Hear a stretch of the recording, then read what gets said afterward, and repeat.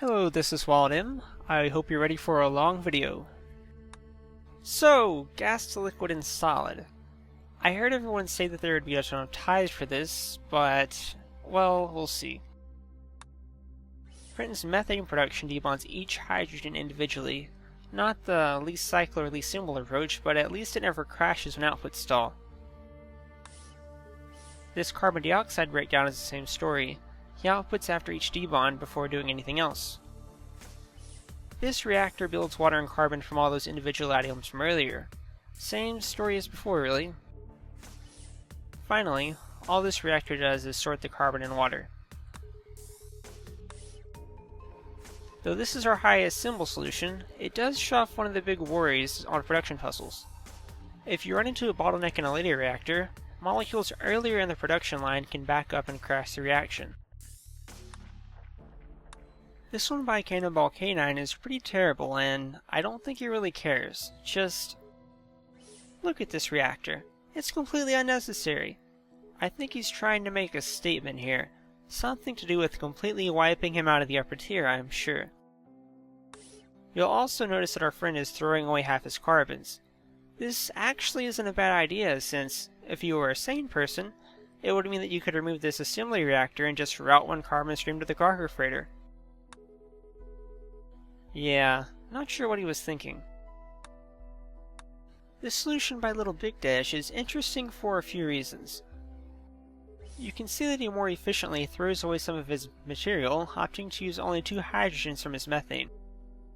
One downside is that he produces a lot more oxygen than he actually needs. A nice workaround is to just use a lot of buffer pipe. After all, we only need 40 of each output. We don't really care what happens after that. This is the only tied score that I received, 817, 333, tied with Darius Raider. That really surprises me. I saw a ton of people talk about how easy this puzzle was and how many tiebreakers that would be, and this is the only one. Echo 2's layout is almost the same as Little Big Dash. This carbon dioxide disassembler, though, rotates the molecule instead of using 2 outputs, so the symbol count is the same. However, this reactor hammers on input alpha constantly. This would crash if Thread Waldo's path wasn't timed so well. Echo 2 placed number 8, scoring a reasonable 3 points. Here's a 31 symbol solution by Guava Moment. He saved a symbol here. Instead of having to use 2 output size or rotate, he just doubles back on the same path to reuse it. Oh, and one more thing. Let's let the solution finish. Alright, so here comes our last carbon.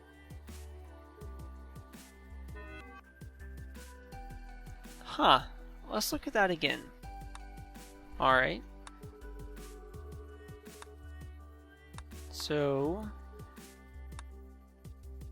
this is his last carbon, and you'll notice that he's out of hydrogens here because his methylene pipe got backed up, so it's going to send through an oxygen instead.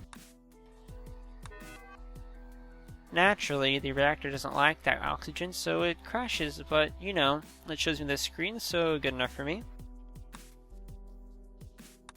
Pseudodude beats Guava Moment mainly because he throws away carbon monoxide garbage instead of methylene garbage. He uses an extra symbol in this methane reactor, but he's also saving a symbol in this carbon dioxide reactor. Because of this change, his useful carbon is graded up here instead of down here, meaning that it's that much closer to the output. So, how do you beat that? Well, by doing almost the exact same thing. I'll show off these reactors first and see if you can figure it out. Okay, so we have our methane processor here, and our carbon dioxide processor here, and finally, our water assembler here. We also have these nice looking spirals, but they're unrelated. Anyway, here's where we're faster. Karen made his loop slightly short on the right side, meaning that everything gets its output 1 cycle sooner, including this carbon, for a net difference of 1 cycle. Congratulations to Karen on the only top score for the easiest production level this round. Next up, the hardest production level this round. Right, rep chemistry. So, how do we make acrylic acid from random inputs without sensors? Darius Reader gives a straightforward approach. Taking advantage of molecular shape, separate out your acetylene, as we'll see in a second. You know, whenever an acetylene shows up. There we go. Anyway, sort the water and carbon monoxide separately, which again takes a while because this solution is slow. Use your acetylene and water to make half of what you need, which was just there. There we go. Awesome. Perfect timing. And then use the remaining carbon monoxide to finish off the rest of it, which we'll get right there. Okay, cool. I really like this solution because it does everything in a really understandable way, and it makes the output exactly as prescribed. It's a good introductory solution, and it's not a worst one either. Leveling submitted the only 3 reactor solution. The start is the same, but the interesting reactor is this one. He has this Waldos set up so that they'll create formic acid as an intermediary product if he gets an odd-numbered water followed by an even-numbered carbon monoxide. As hopefully we'll see soon, but this has had really bad timing for me so far. And there we go, awesome. Anyway, here's the endpoint, which I'm not even going to show off, but basically, this creates a ton of waste, but again, we don't really care because we just want to get 40 outputs. Like Darius Raider, this one also makes acrylic acid in the proper shape.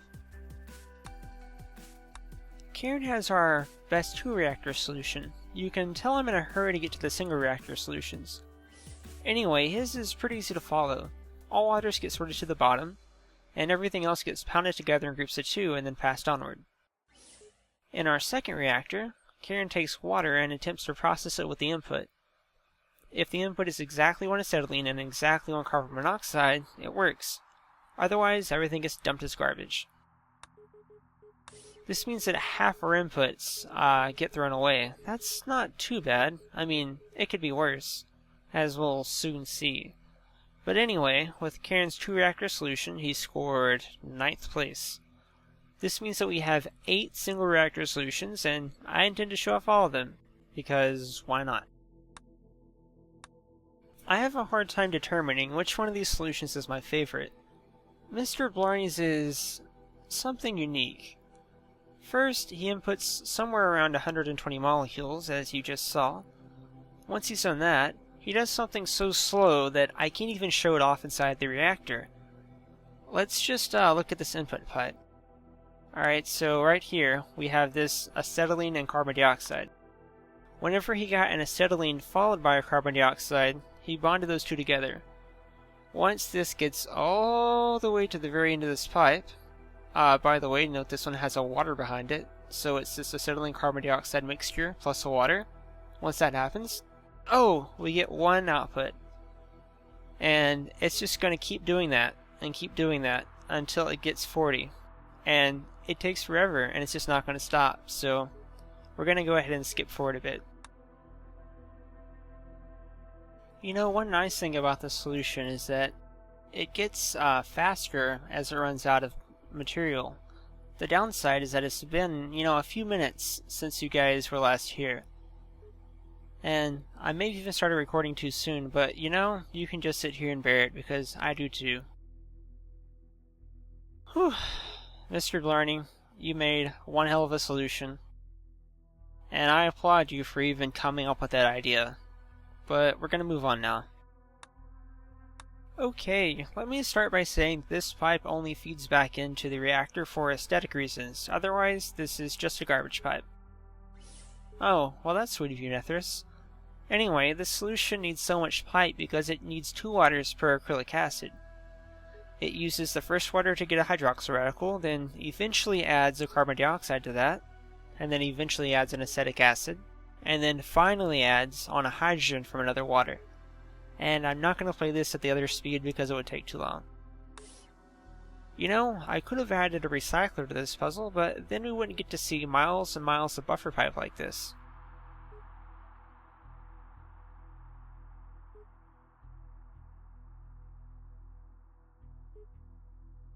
This solution is twice as fast as Mr. Blarney's, but that's not saying much. Crackor's solution is much like Mr. Blarney's. The major difference is that it needs an acetylene, carbon monoxide, and water in that specific order, otherwise it just debonds everything and throws it away. I can't say for sure why this solution is that much faster, but it probably had to do with the fact that the intermediate molecules don't have to go through the entire pipe again. And as you can see, it's gonna be a while.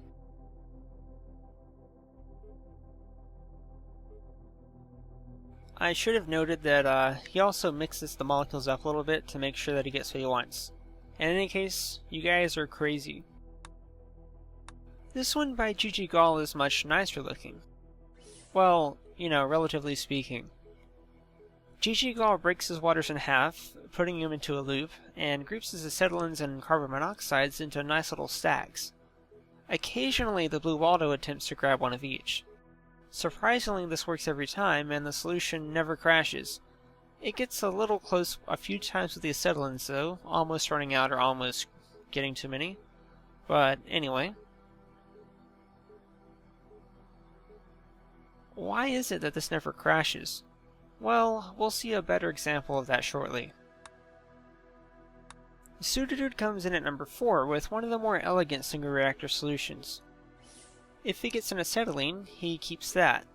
And then if he gets a carbon monoxide, he'll keep that as well. Finally, if he gets a water, everything gets bonded together in a nice little package and just shipped off. It generates some waste, but it's also very fast compared to what we've seen already. Plus, this is what, a 69 symbol solution? Some of the 4 reactor solutions didn't even go that low. Also, Pseudodude's pipe layout was actually a little different than this. It took up the whole screen, but he said he didn't care if I just filled in part of it. So yeah, I didn't want to spend all that time doing that. Anyway, this solution isn't Carbonk's exact solution. I've made a couple of modifications to show off something first. Alright, so I'm about to skip to the first 12 inputs. Now we have 4 carbon dioxides, 4 acetylenes, and 4 waters. The water being in this pipe. There was a point in there that we threw the acetylenes and waters into the circular pipe, then grouped up the acetylenes and put the waters back in, but anyway, now we have 3 groups of 4. Let's do that again. That's another set of 12. And that's another set of 12. Okay, you see the pattern here? Let me go back to Carbonk's original solution first.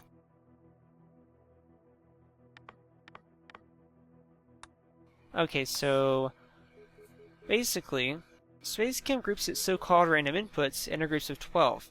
In fact, the machine editor groups its percentages in groups of 12, so that's why you get nice fractions like 50, 25, 25, or 67, 17, 17, or 67, 25, 8.3. In fact, the smallest molecule in the mission editor happens to be 8.3, and that represents, well, 1 over 12. This is the first time I've ever noticed this, and in fact, I think this is the first time anyone's ever noticed this. That fact suddenly makes least reactor solutions a lot more variable. If you know you'll always get the same set of molecules in a set of 12, the solution doesn't exactly become trivial, but at least you don't have to worry about crazy fringe cases anymore. This isn't JBore's fastest solution, but I wanted to show off the concept first. The first thing to notice is this Blue Waldo here. It's set up to output on 2 out of every 3 cycles. The red Waldo runs the same course every single time, so for carbon dioxide and water, that gets output. However, when we reach acetylene, there we go, it rotates right here, moving it 1 out of sync, and now only carbon dioxide will be let through. So, I skipped it, but anyway, you get carbon dioxide, it rotates once, it moves out of sync again, then we get water and it starts all over. So, if SpaceChem did in fact have truly random inputs, this solution would work for every possible input. That alone is really impressive, and I'm a fan of JBore's, I guess, output filter idea, if that's what you want to call it. Anyway, on to JBore's actual solution. Before I forget, you don't need this symbol here. This is the same idea, except both Waldos are working at the same time. We also do a bit of state machine stuff to start off with, to save a few cycles. Anyway, You've really got to appreciate players who put in the time and effort to make shapes out of garbage pipe, especially when it's their own name. This solution almost definitely would have scored number 1 if not for the flaw in SpaceChem's pseudorandom inputs. So congratulations for your ingenuity, J-Boy, but you didn't cheat hard enough. Cerebral isn't immune to extra symbols either, such as here and here. However, what he lacks in symbol efficiency, he makes up for in speed. This is very similar to Carbunk's solution, except instead of having to process acetylene and water through the circular pipe, he just throws in the water. Everything else gets stacked up as normal. Also, I love how Cerebral stacks up these acetylenes. So, running to completion. For comparison, Mr. Blarney took about 13 times as many cycles to finish his solution. Congratulations to everyone in the top 8 this time around. I cannot believe that many people actually turned in single reactor solutions. So, running a set of reactors back into each other, what is the fastest way to make azetopropidiene? Well, probably not this way. Dire Spoon does things the hard way and breaks the cyanides down into single atoms, and then builds from scratch back in the first reactor. It might be a good idea if we had a quantum production puzzle with single atom teleporters, but unfortunately this isn't the case. It does build azetopropidiene exactly as prescribed here, so, I guess that counts for something. As we'll see in a second. There it is. Anyway.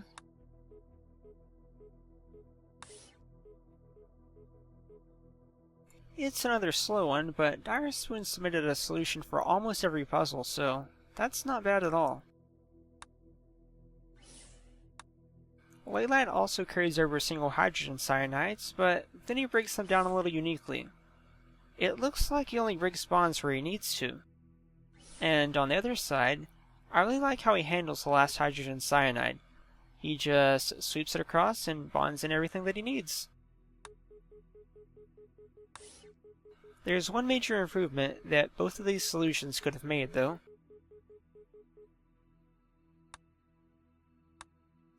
Instead of carrying individual hydrogen cyanides, why not save a bit of time and ship over 3 at once, like Tough thought? One of the bigger benefits is that by doing so, you already have your row of nitrogens. Everything else can just be added on. His reconstruction can use a little work, though.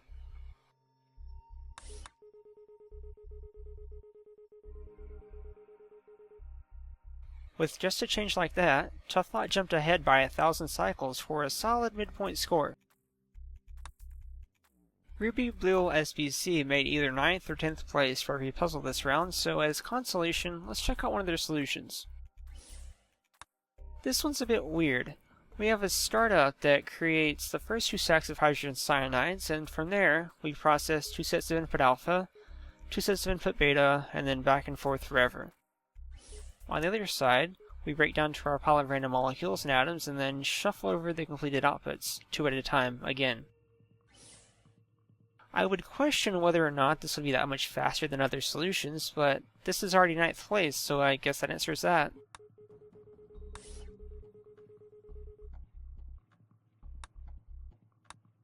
Let's start with the second reactor for Mr. Blarney's solution. For the first input, red and blue swap roles, then red takes the role of disassembling every time, and blue takes the role of outputting. We also see similar intermediate molecules as Ruby Blue SBC solution, except this one leaves a methane radical bonded to the chain of nitrogens. The azetopropidiene build is also really nice. It takes 19 cycles from grabbing the methane radical to the output of the complete molecule in this reactor. 1,267 cycles. Mr. Blarney beat Guav moment on symbols for this solution. Here's Karen's solution. This one actually looked a bit off to me. I thought to myself, wow, this is way too many D-bonds and output omegas, but then I realized this was a disassembly reactor. However, it turned out I was right. You don't need that D-bond. The rest is pretty standard. You break down into the standard 4 atoms or molecules, but the real difference usually comes in how you reconstruct the product. This process takes 15 cycles from grabbing the methane radical to output. A pretty small improvement over Mr. Blarney's methods. but it shows in the final results. With a lot of our previous solutions, each model would work together to do both tasks at once. Carbunk instead opts to handle each task separately. We have blue bond the hydrogen cyanides together, and red builds the azetopropidiene on its own. Red can do this because, in the next reactor, the blue water uses both sets of bonders to output all the atoms that you need to bond in the same position. Going back to the first reactor, the initial bonds are all done in a straight line. This would be the number one solution if Pseudodude didn't decide to cheat. So, we form our set of hydrogen cyanides, and... let's see that again. Okay, so this is an application of the bond rotate bug, which is similar to the bond sync bug that we saw before. My best guess of what's happening here is that the blue water keeps pushing the final position of the molecule forward as red rotates it. I'm not sure that this is actually improving the output time, but I'll take his word for it. Also, like Ruby Blue SPC's solution, this one handles 2 sets at a time. I can't give you a good reason that Pseudodude's solution is 14 cycles faster than Carbunk's solution, but to be honest, I don't care. I can see why Guava Moment didn't do these types of puzzles for the Open Tournament last year. And that's all I've got for this time around, guys. Congratulations to Karen, Serbaldrag, and Pseudodude for your first place wins. Next up are quantum reactors, the puzzles that Guava Moment was afraid to show you.